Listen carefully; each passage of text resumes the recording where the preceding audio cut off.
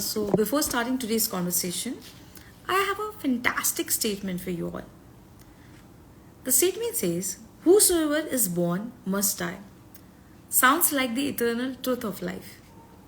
Hello, everybody, this is Shweta Jain, and I'm here to host Dr. Minakshi Dewan for her debut book, The Final Farewell. The title, intriguing yet alarmingly, uncomfortable because it talks about last rites and rituals of major faiths in India. By the time my author joins in, let me introduce her. Dr. Minakshi Dewan is a researcher and writer with a PhD degree in social medicine and community health from JNU and also a master's in social work from TISS Mumbai. She has worked with international and grassroots organizations, developmental organizations, with her main area of focus being women's health, gender, and community mobilization. She has contributed chapters in academic publications on tribal health. Okay, I see her.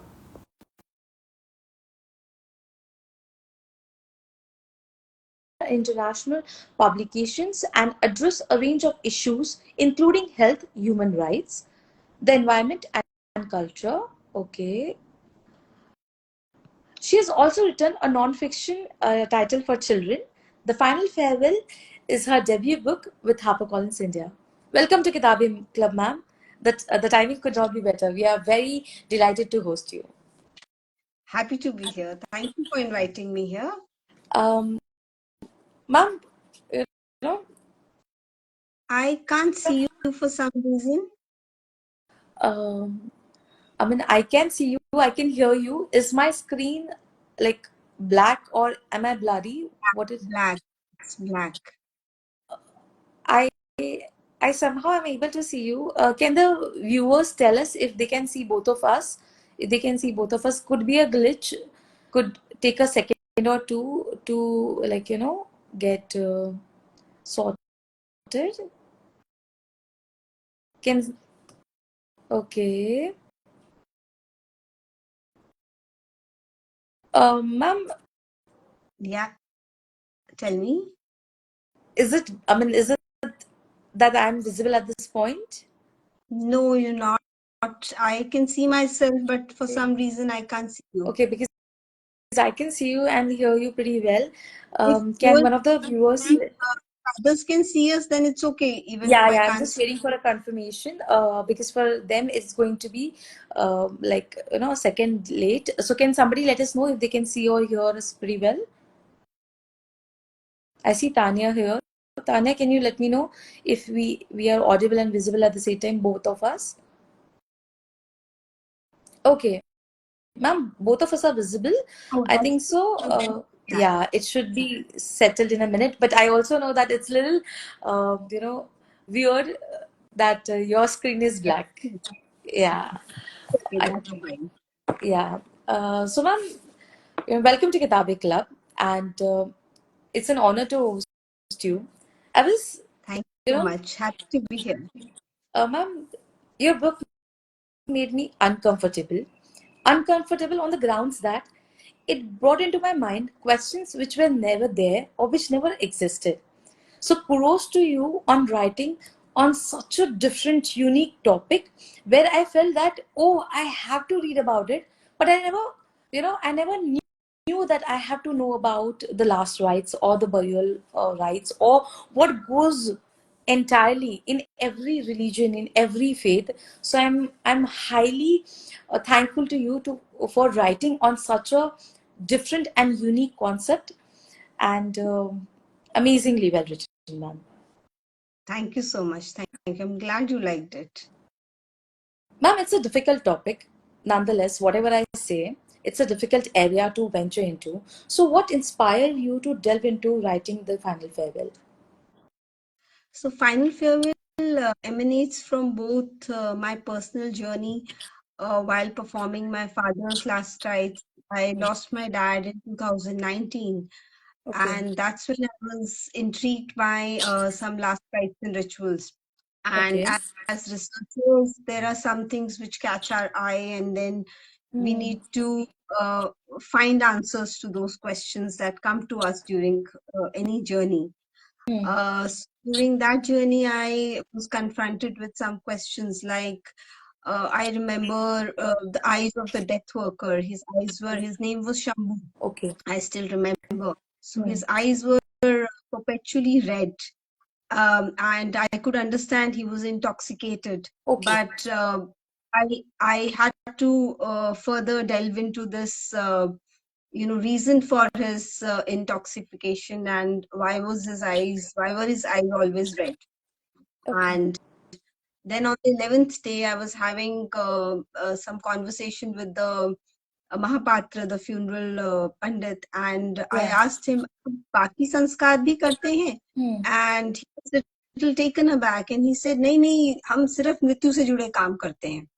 So then that stayed with me, that there are different sorts of pandits who perform different tasks during life cycle rituals. So then this question also stayed with me. Then I went to Haridwar to immerse my father's ashes, Okay. and that's when I experienced something new. I met our Tirath Purohit, a person who helps us in also updating our genealogical records. Yes. I got the genealogical records of my family, which were kept intact in the Wahis. And then those conversations remained with me. Then uh, in 2019-20, we were confronted with a deadly pandemic. And Yes. that's when death work came to the center stage. And so things were there in my head, and I needed to find answers to those questions which were perpetually coming back to me. But then uh, during pandemic, death again came to the center stage. We all were struggling with understanding last rites and rituals, what was happening. There was scarcity of space. There were other public health issues which we were confronted with, and that's when the idea of the book was conceived, and I started writing the proposal Okay. after the first wave of the pandemic. And then during the second wave, towards the end of second wave, I submitted a proposal, and and then I started working on the book. So that's when that's how the book was conceived, and the idea was conceptualized, and I thought of writing this book. The journey that started from 2019 and it's here in 2024 in my hands. It's a commendable beginning. At the same time, I'm really sorry for your loss, ma'am. Ma'am, but you did mention about, meeting some, if I'm right, Tirtha Purohits and priests for that matter. In your book also, there is a segment where you talk about, there are rituals and the current generation. Am I audible Yeah, to you? Yeah. yeah, Yeah. you're audible. Yeah. So the current generation specifically looks at rituals and performing puja part for that matter, be connected to any source. More of priests or pandit का वो जो greediness होता है वो. Okay, it is somehow associated with money कि जितना आप करते हो, it is like on the hindsight it is more for the greed. What was your liking of finding when you were researching on the similar lines? So there are two things that I would like to say here. One is that uh, I had one experience when I was performing my father's last rites, and I was also a chief mourner for my Yes. during last rites. So and then, but yeah, pundits do have different, they charge differently looking at the class and the social status of the family. And sometimes families also fall into debt, vicious cycle of debts, because they have to Oh, perform the last rites and rituals in a certain way. So okay. it is tough for some people, and I have also have a section on debt spending, where we Yes. see how last rites, spending on last rites can range from few thousands to some lakhs. So Hmm. it is there is also a section in Varanasi, debt spending in Varanasi and other pilgrimage spaces. And there's a clear-cut division of not only the rituals, but also the amount of money that a person can charge. during the while the performance of last rites and rituals. But yeah, the class comes into play, and some people are charged more, some people are charged less, but nevertheless, one has to pay for last rites and rituals. The choice of food also varies depending on the social status of the uh, the person, Family because also, yeah. chandan ki lakdi is considered more auspicious, True. but can everyone afford chandan ki lakdi? So, and now there are newer ways, there are newer systems which are available to us. Now there are businesses which help us perform the last rites and rituals. Slowly, the death care industry, if I may call it by that name, has slowly started gaining momentum in India, especially in big cities and metros. So that is the reality. We need to, and pundits would charge because it's their livelihood is dependent on that. Hmm. But yes, there is a thin line between charging and overcharging and being greedy. So Yeah. those things have always existed, and that industry in India has been pretty scattered. It's not been very Hmm. organized in that sense. So yes, there are different charges for different last rites and rituals. You know, so I'm not much aware of what happens globally, but from what I understand, globally there is an organized industry which works or takes care of mourning and eulogies and other segments of the death care industry. But do we see something of that sort shaping up in India more aggressively? Like, you've observed some nuances in your book about the evolving death care industry, but do you think emotionally, and while speaking to so many people from different rituals, there is a scope that Indian culture, in whatsoever sense, will happily accept this sort of organization, or might I as well I put it as commercialization when it comes to death? So one can't say it very clearly right Yeah. now, because these organizations have started gaining momentum during the pandemic, when the family members were not around to perform the last rites and rituals. Even if they were around, sometimes they were quarantined, they were not available, to accompany the dead. So that's when they gained momentum. And now, of course, with migration and changing scenario, these organizations are slowly penetrating, I would say, but Hmm. still in smaller cities and smaller towns. As I've spoken to people, they've said that people are not very keen on employing the services of Okay. these organizations, or companies or startups, Hmm. because they feel, how can you leave in India, the last rites and rituals are still very cultural. The Hmm. organizing of last rites is still very centered around families coming together and doing and arranging last rites and rituals. So it's not a very simplistic thing, and these companies have been very hesitant for the longest time in monetizing last rites and rituals. But yes, uh, and maybe we will follow the suit of the Western world, and we'll start monetizing services, where funeral directors almost become indispensable in Europe and in North America. They've become quite indispensable, and Yes. the charges are fixed, and they range from it's a $1 billion True. industry outside India. Yes, in India, we still have the cultural component is still very strong, but one can't say with the changing scenario how things will how things will show up. Very true. In India, still it is considered very sacred and very family specific, like where the entire family comes rushing to your aid and you have everybody by your side.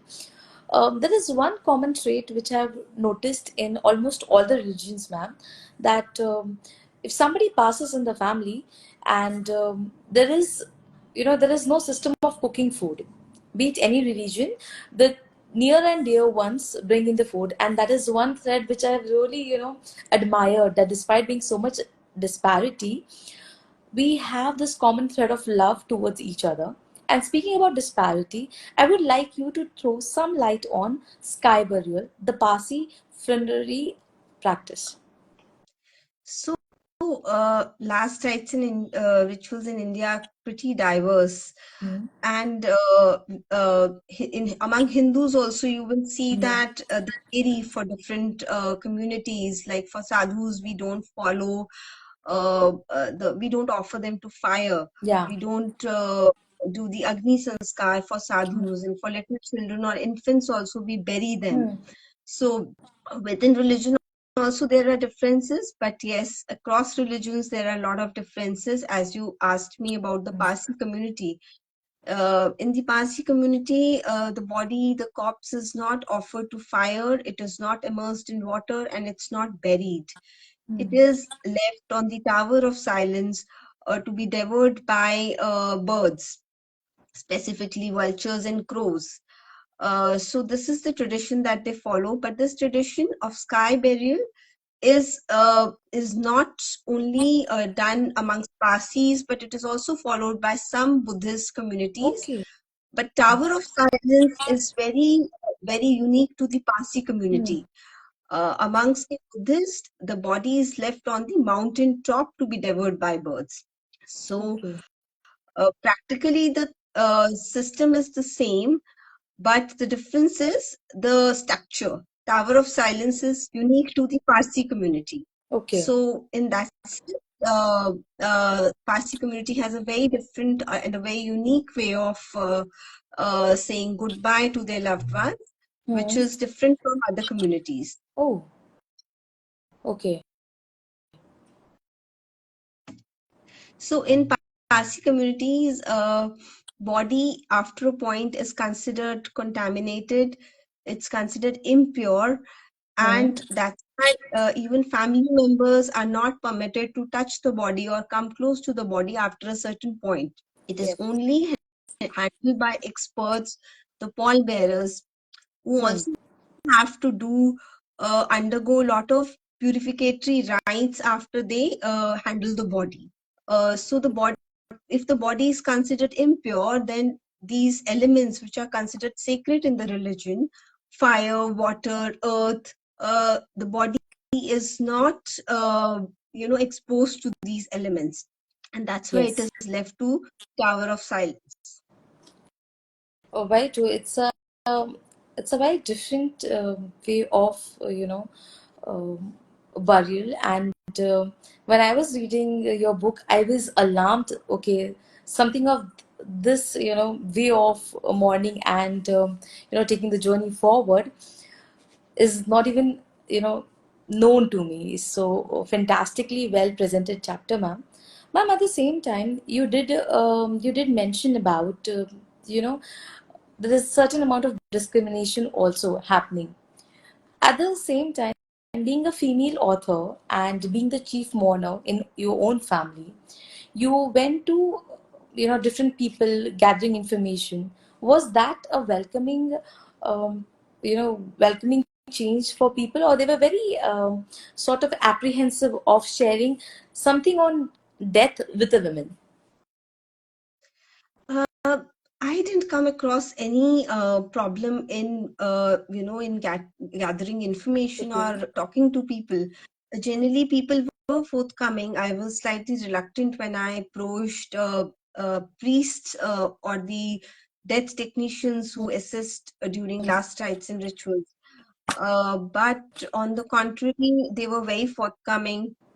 People wanted to talk, they wanted to share. Mm. Even the pundits, when I went to Varanasi, the domes I interacted with during my visit to Varanasi, I didn't face any problem. Okay. They were all forthcoming. So as a woman, I don't think I even went to the historic ghats in Delhi, like Yes. Nigambodh Ghat, and Hmm. it was not a problem. Even while I was performing my father's Hmm. last rites, nobody raised any, there was no reluctance, and everybody was, even all my entire family was quite forthcoming. And so as a woman, I don't think I faced any problem in approaching or asking questions, or I experienced any reluctance while performing my research. Oh, I think so. The the mainstream media, or I would say that awareness has made things um, quite open and understanding for all of us, so which has led to the onward journey. Ma'am, one of the most important questions that I had in my mind before starting this book was, and I would like to I would like to know your answer. Then I will always add what I felt like. So, how do you hope your book will impact the readers, like emotionally or intellectually? Because the title is as such that it takes a certain amount of hitch to start the book. So, how it should, impact the reader in which ways? Yeah. So the idea of writing this book was to unravel a lot of things for people. There are a lot of misconceptions around last rites and rituals. Like I said, I didn't understand so many rituals that I was performing during my father's last rites. So I think the idea was to uh, delve deeper into uh, these rituals and understand the deeper meanings and present them in a more readable and a comprehensible volume so that people can engage with these stories, these narratives, and the book becomes an anchor for people to understand last rites and rituals. And also, the idea was to make last to start a discourse around last rites because Okay. it is inevitable. We all are going to face death. We are all mortal beings. So I feel when we talk about other things in life, why not last rites and Very rituals? true. Now there are films made around last rites. Like I have featured Ram Prasad Ki Tervi and Yes. Paglet in my book. So if there are films being made now, and the discussion has started on aging people have started to make films, then why not last rites and rituals? Why should we shy away? So the idea was to start a discussion, to start a discourse, and there are so many beautiful stories that people have shared.